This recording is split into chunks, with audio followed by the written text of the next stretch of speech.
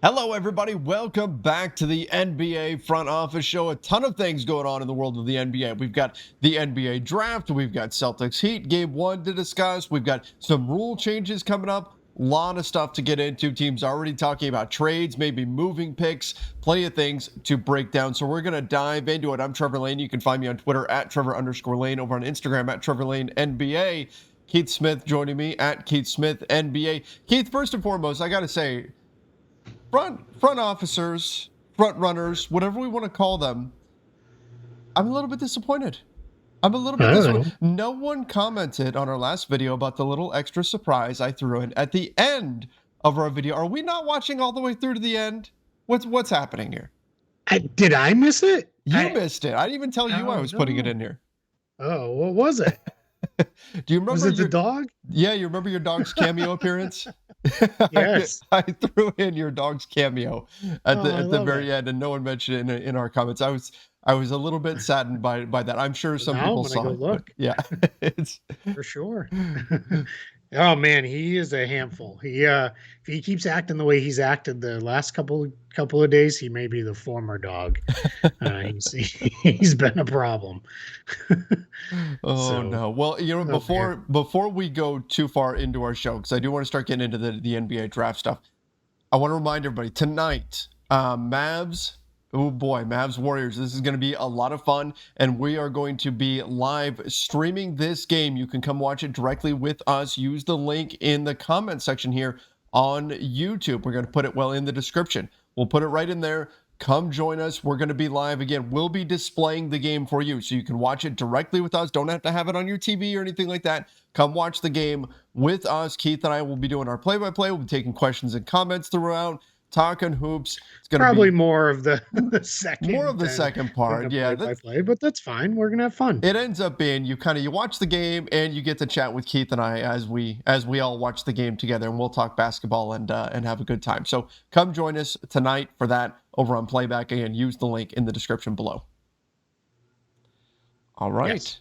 Let's get into the NBA draft. So the draft lottery happened last night. Pretty typical draft lottery as far as, a lot of build up, and then they kind of unveil the envelopes and off you go.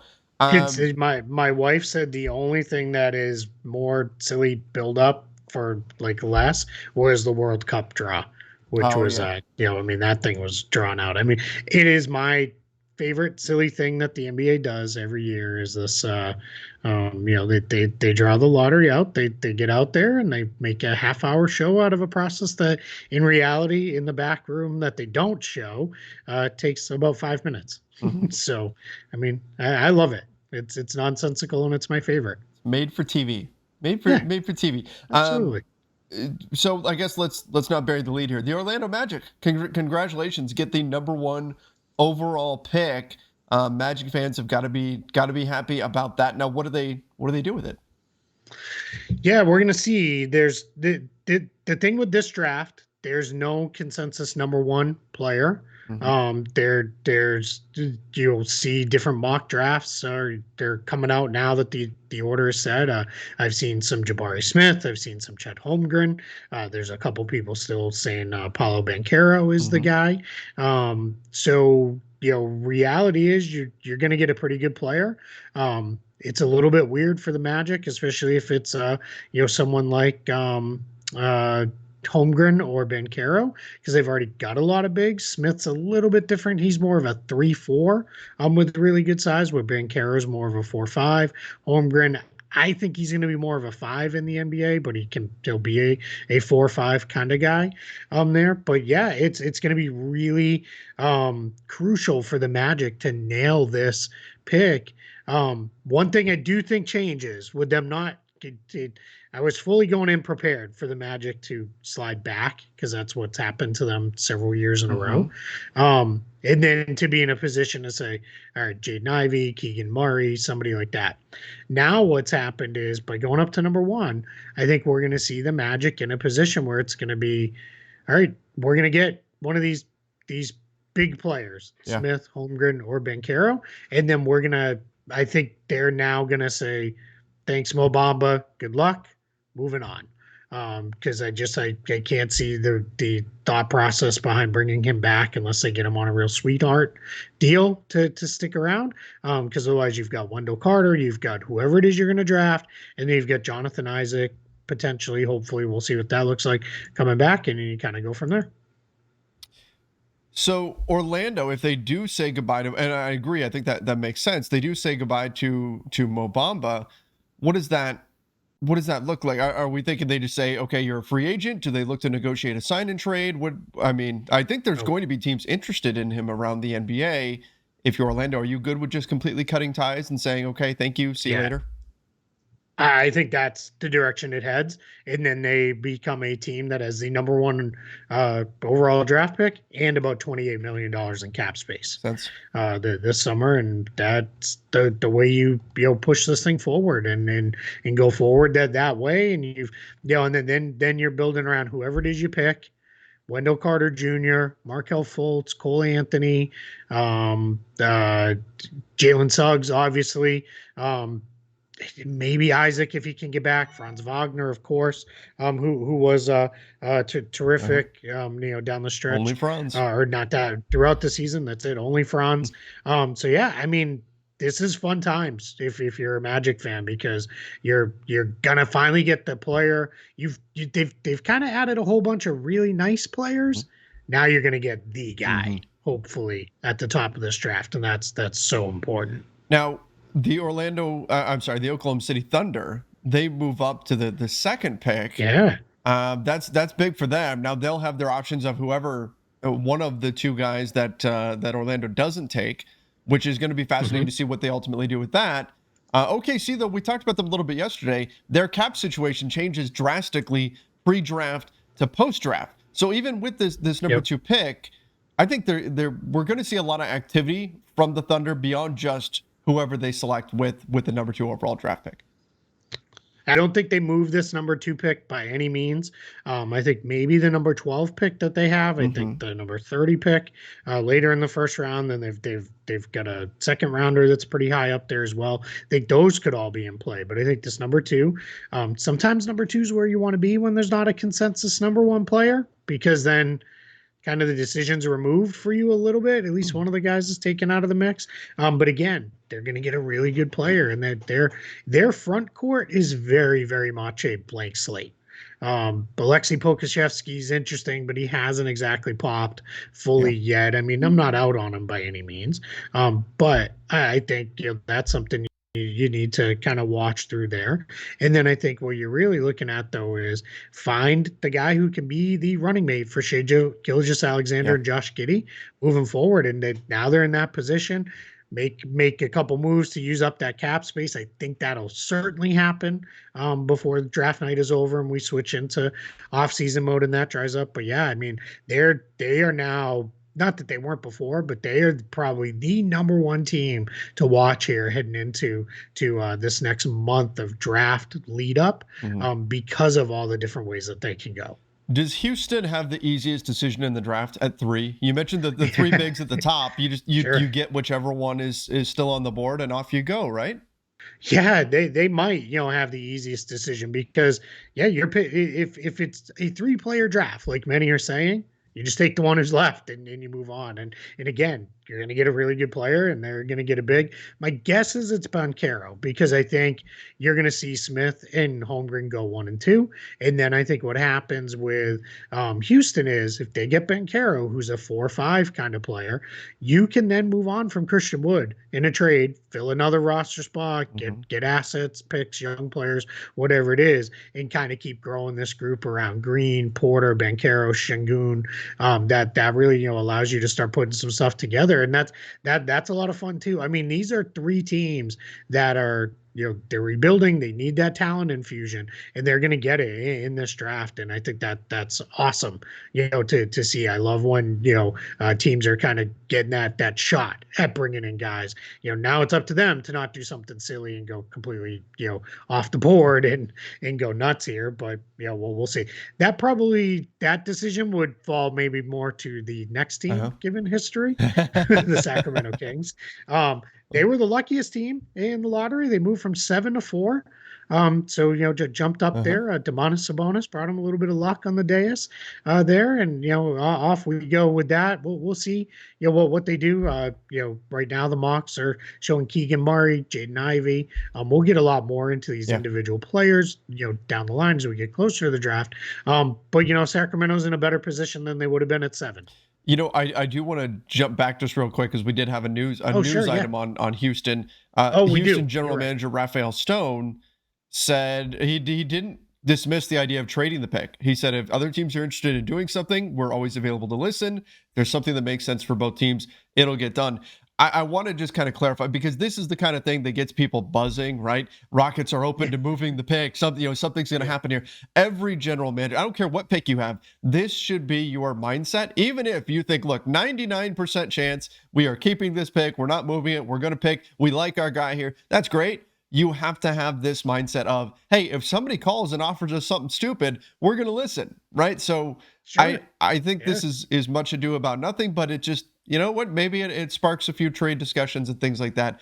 Probably Houston winds up keeping the pick, but just worth noting because I think that's going to be out there.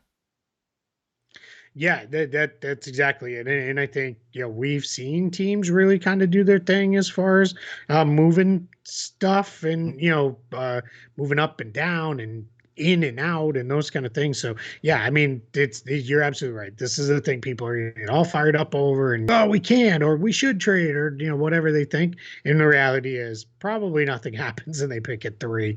But yeah, you got to stay open for business. I mean, I go back to, Danny Ainge traded out of the number 1 overall pick to get the 3rd pick because everybody knew Lonzo was, basically carved in stone to go to the Lakers. And he still got his guy, Jason Tatum, at 3 and picked up an additional asset down the line. So, yeah, you want to be open to stuff. And I think Orlando, OKC, just OKC's only thing is they absolutely 100% cannot do anything that involves bringing in more picks. That would just be completely irresponsible. It's time to start adding to the talent base quality wise versus quantity wise. Sure.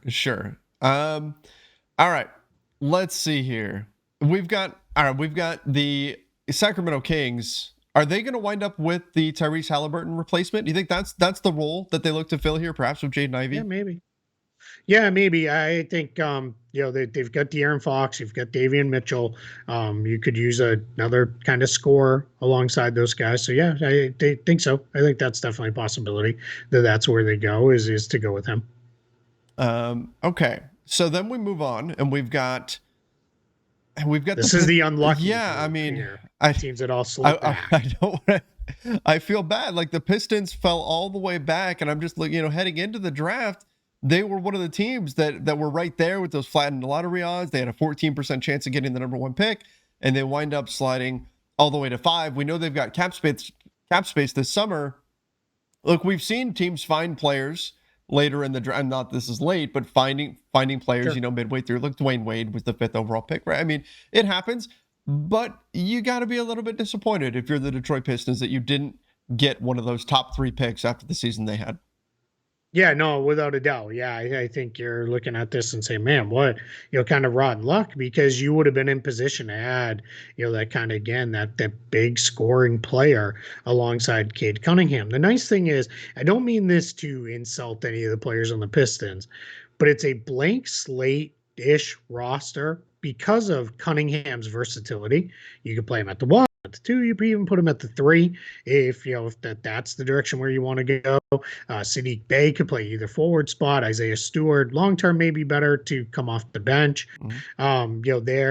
They probably need another ball handler scorer alongside Cunningham, just so it doesn't become one of these situations where he's got to do it all.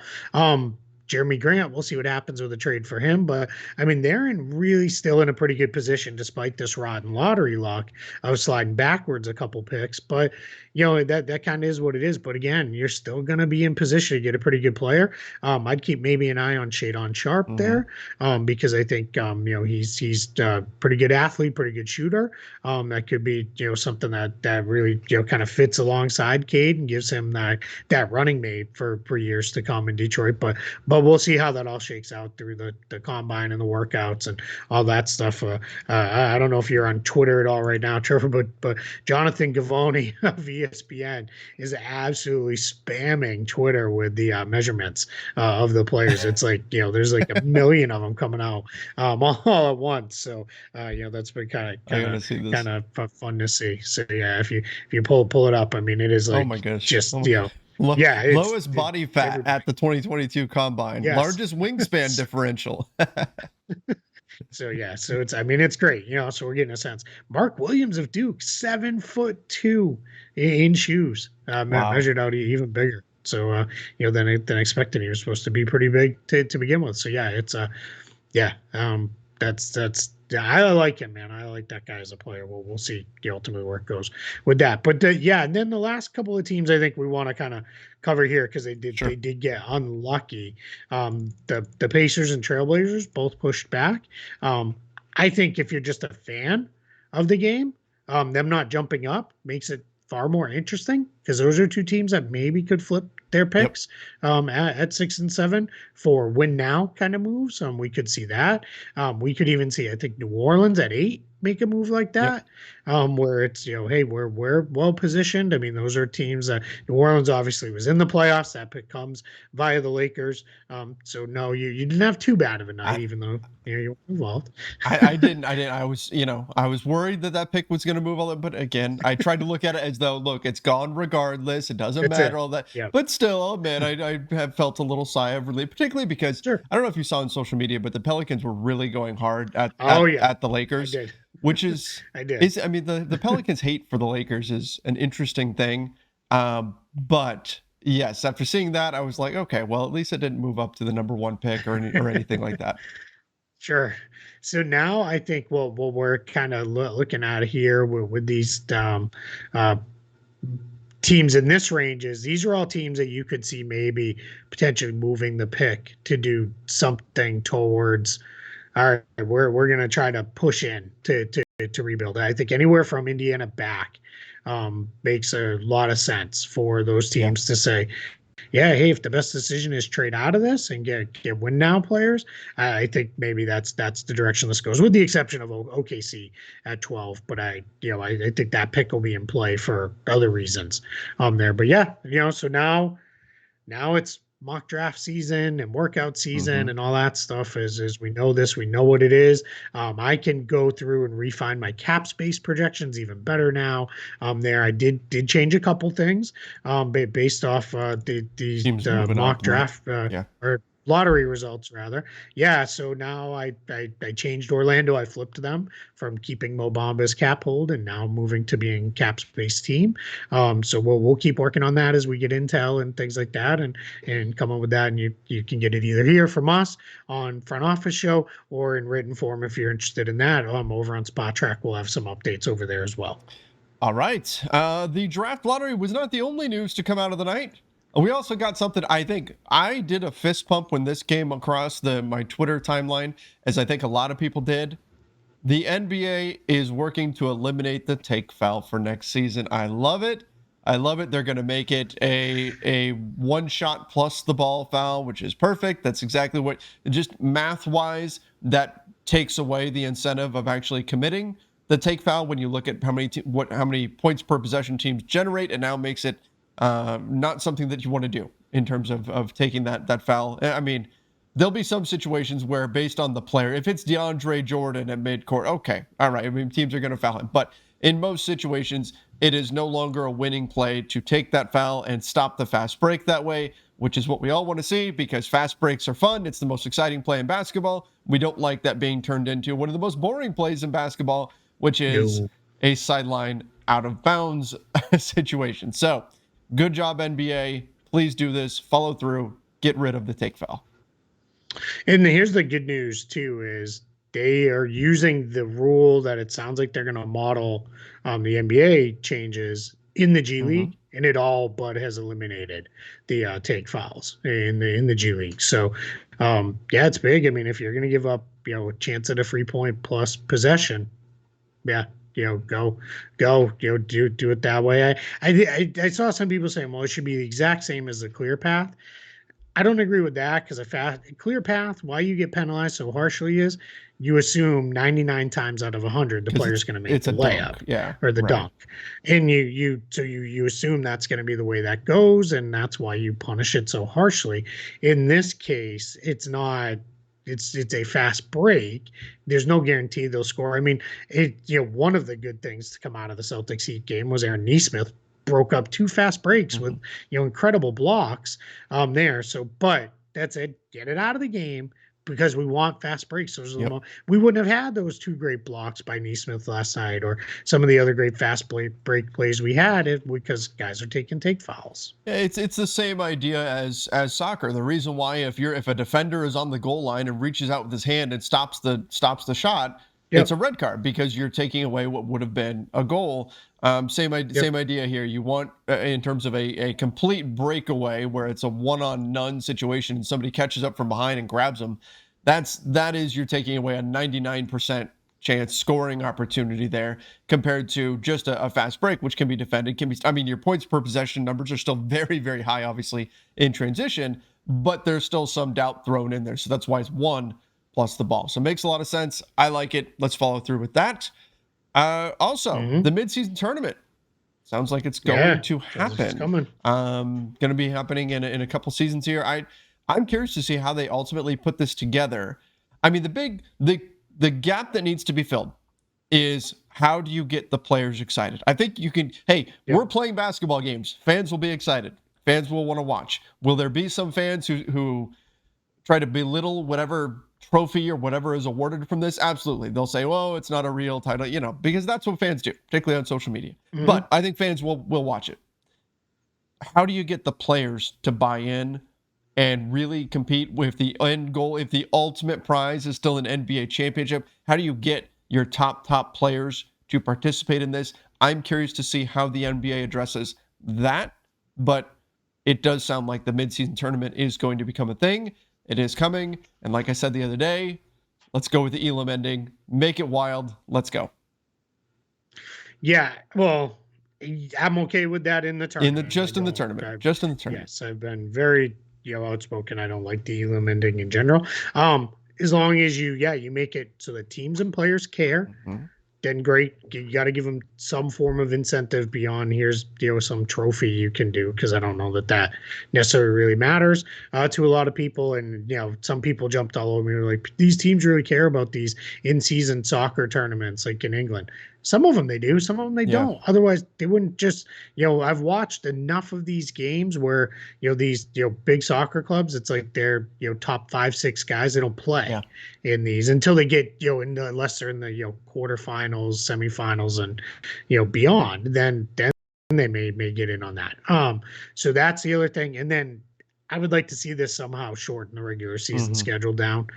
Just whatever amount of games you think this is going to add, then let's cut the regular season down. In conjunction with that, and off we go. We'll be in a really great shape. So because this is coming whether we Yeah. like it or not.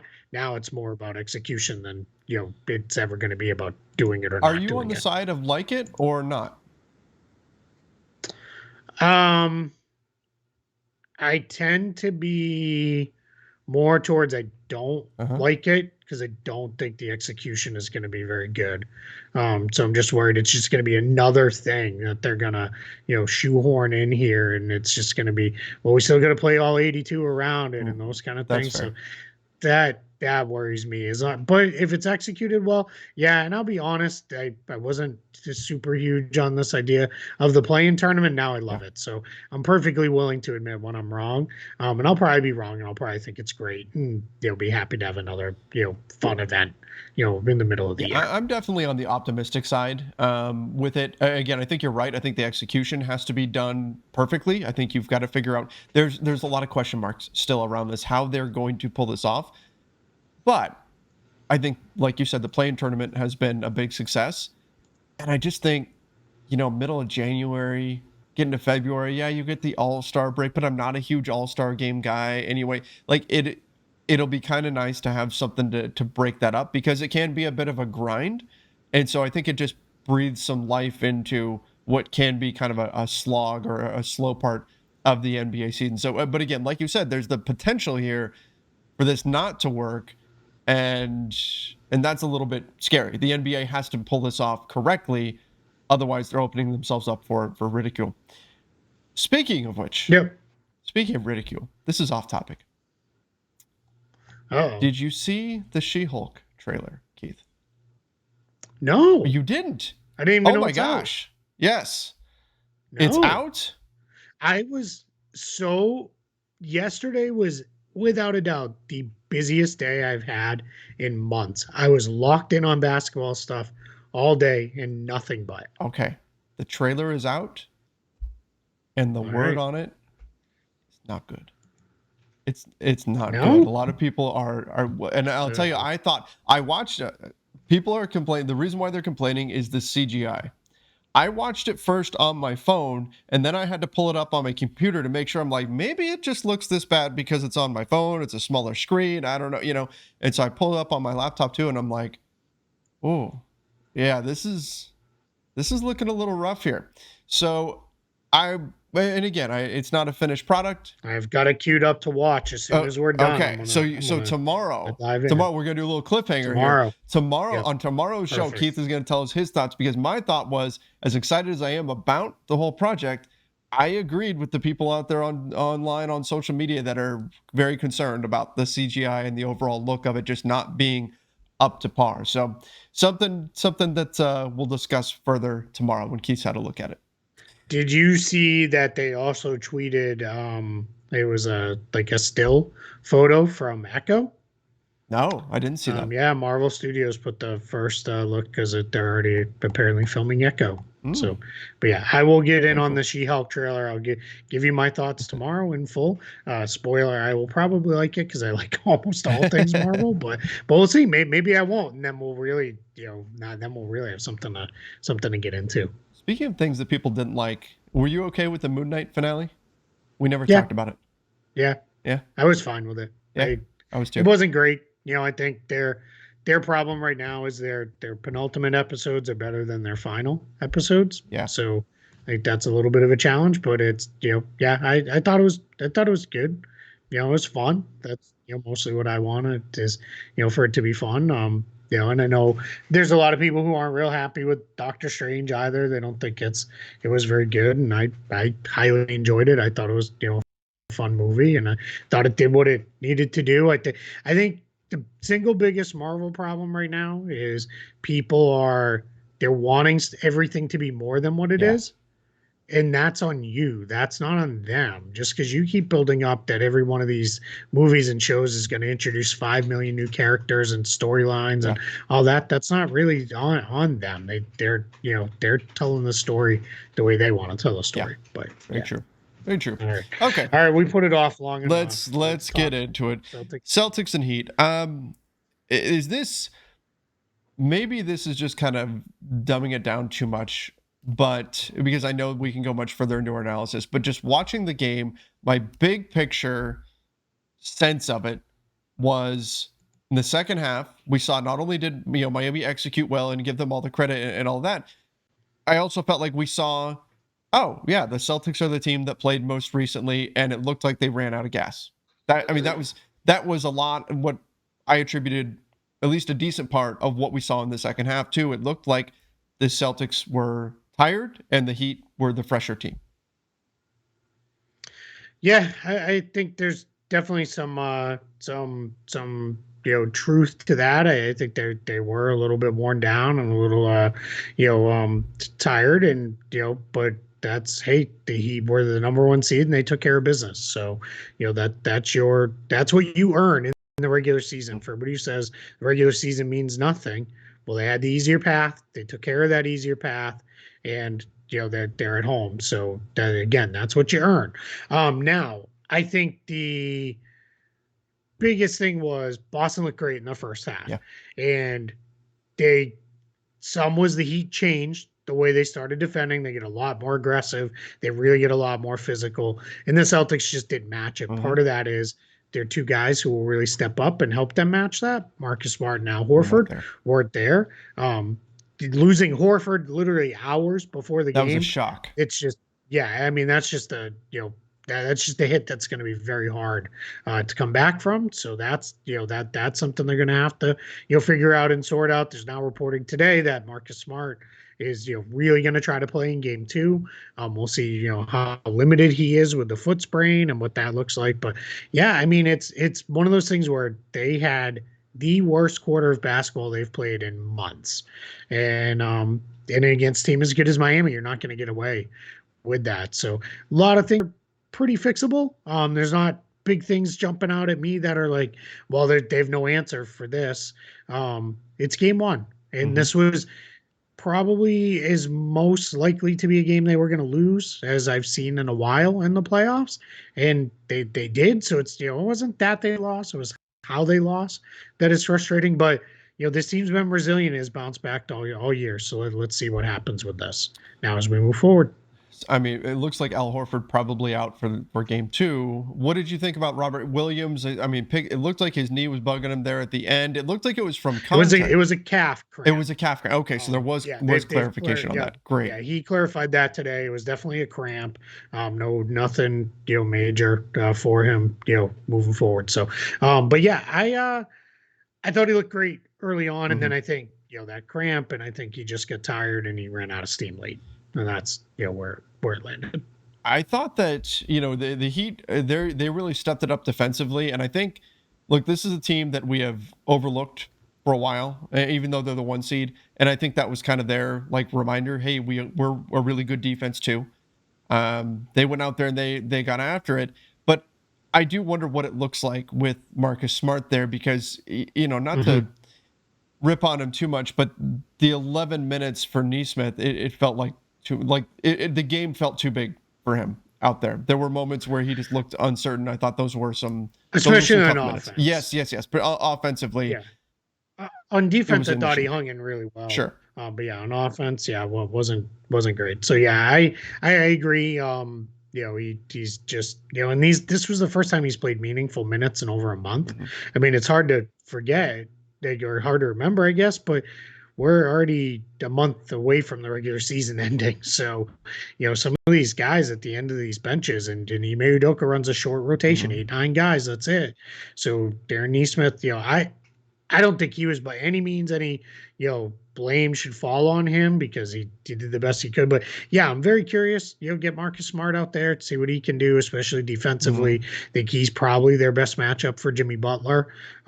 Jimmy Butler, one thing I can 100% guarantee, he will not take 18 free throws in another game in the series. And this is not a complaint saying like that was garbage, because it wasn't. There were a couple that were questionable. They're always gonna be, sure. When you take that many free throws. But for the most part, it was, I thought it was perfectly, evenly called game. I didn't have any real, there were calls here and there both ways, but I have any real issue with the officiating and the way that game was called. It just, Butler forced the issue and did what he does. He's one of the best foul drawers in the entire league. I thought he did a really nice job getting to his spots and then hit some tough shots. I mean, he put up 41, 9, 5, and 4. 9 boards, 5 assists, 4 steals, plus 3 blocks. I mean, he just stuffed the stat sheet, and most of it looked pretty comfortable for him. And part of that is just Jimmy Butler being Jimmy Butler. He was just very smooth, gliding over the floor, doing what he needed to do, getting to his spots. I would expect Boston to do a lot more to try to limit him, but he's on a tear. I mean, he's been fantastic. Yeah. He was the best player on the floor last night. Yep. If he is the best player on the floor in the series, the Heat go through, and that's going to be on, I think, Jason Tatum to match. And not to say Tatum was bad. 29 points, 8 boards, 6 assists, 4 steals. But in the second half, Jimmy Butler really pushed down on the gas, and so did the Heat. And Tatum kind of wilted a bit in the second half there. We only saw 8 points for him after a great start. And part of that, again, is credit to the Heat's defense. So I think Jason Tatum and Jimmy Butler, that duel, who's the best player on the floor on any given night, will be really important in determining the outcome of this series. Yeah, no, without a doubt. That is spot on. I think the other thing I would say, too, is does Celtics need to kind of scrap their normal switch everything defense against some Heat personnel, including Jimmy Butler, and go under and invite him to take those pull-up jump shots especially the 3-pointers, because you'd much rather have him doing that than turning and just shooting over from 10 to 15 feet over Peyton Pritchard. Like that's just not going to be a good matchup. But I will say this: I think if Smart can play and he is just pretty good, like he's pretty close to his normal self, I think they have a great shot at winning game 2. It all got away from them at that one stretch in the third quarter where it really fell apart, and that was really, really bad. But hey, I know, and I made the joke on Twitter as well as hey, Mrs. Lincoln, how'd you enjoy the rest of despite that, what did you think of the play, right? And I thought that was just a thing people knew, but apparently that's like people are like, wow, people don't know that really saying. I guess not anymore. I mean, I always forget too, like I'm like probably twice as old as or more than many Twitter users at this point. So, but anyway, I get it. So I'm not trying to be like, well, without that one quarter, because that quarter did happen. But there's a lot of stuff that is very fixable for Boston. So still think this is going to be a really long series and going to be a good series too. Yeah, should be a good one, and we should have a good game 1 between the Mavs and the Warriors tonight. So once again, come join us over on Playback. Use the link in the description section. Keith, I think that wraps it up for today. No new breaking news. Nothing crazy coming out from Givoni, right?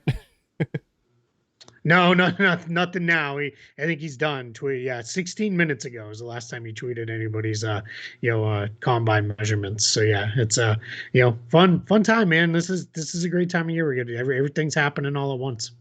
Awesome. Let's go. Let's have some fun with this game tonight. Hopefully everybody comes and joins us for that. Make sure also over on Apple Podcasts, you're leaving us a rating and review. We've been getting some really good ones coming in over there on Apple Podcasts. And again, truly appreciate that. In fact, maybe we should read one. Sure. I think we should, because there was one that I was looking at, and I was looking at it last night, and I went, oh, that's a good one. Yeah, go for it. Let me see here. Let me see if I can get into it, because it was one that referenced Marvel as well. I don't think we've read this one yet. That referenced Marvel as well as the NBA, which I think just sums up kind of the show. The show. Here's what it said. This is from Fun Size Lou. This is a fantastically educational show where Trevor and Keith explain all the NBA nuances related to cap space, player signings, free agency, etc. Pretty much all the non-sexy stuff of the NBA. Go elsewhere if you're looking for a show with outlandish opinions or hot takes, unless it's Marvel Cinematic Universe related. I give this show 10 out of 5 stars because this show is worth paying the luxury tax for. I like that. I like that one. I like that one. That was a good one. Truly appreciate it. Thank you so much.